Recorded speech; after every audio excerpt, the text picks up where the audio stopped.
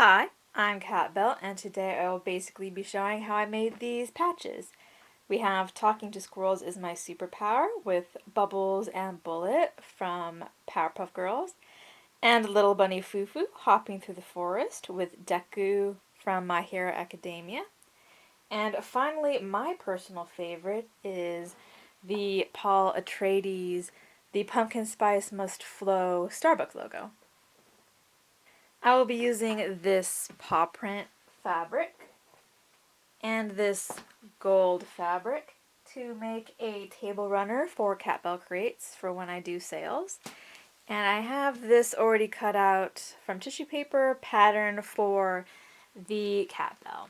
What I did was basically made a circle with a compass, and then I just folded it in half to do the ear and this little loop that attaches to the bell to the collar, and then I just cut it out, that way it was symmetrical. And we'll be doing the same thing when we cut out the fabric, so we'll have it where I'm only doing half, so that way it ensures that both sides of the bell is symmetrical. Okay, first thing to do is to find the fold for the fabric and pin the pattern to it.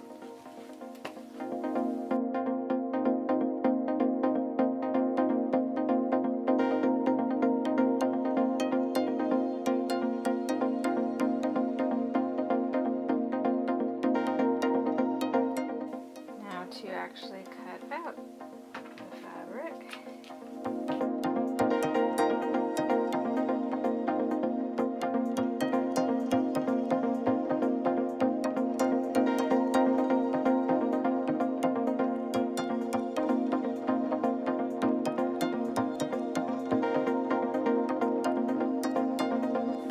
So next step, I'm going to serge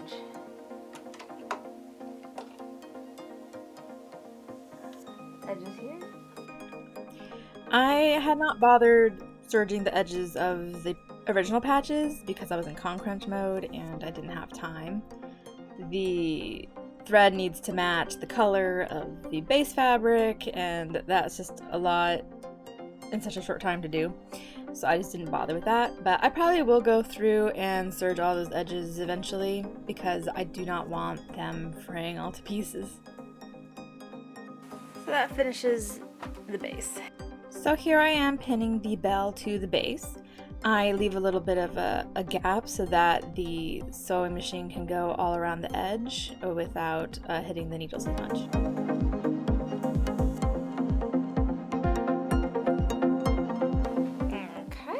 So that's all pinned down. Now just sew it. Now I usually just hand sew this, but this is a bit bigger than the other pieces, so I'm going to actually use the machine. Let's see how that works out.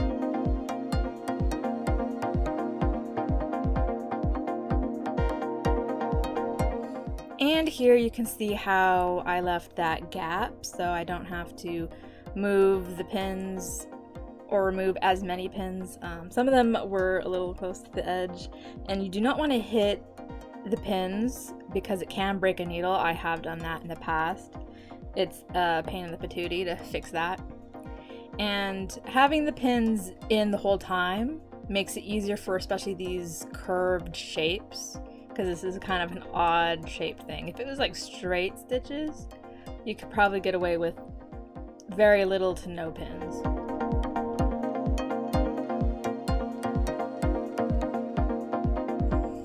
The key thing to sewing is to just take your time and be gentle. So you don't need to be tugging on the fabric, just kind of guide it in the direction you want it to go. And the machine pretty much does the rest.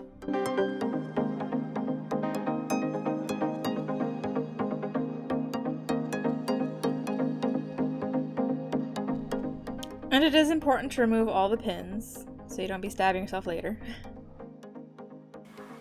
And so there we have it, the table runner with a little cat bell.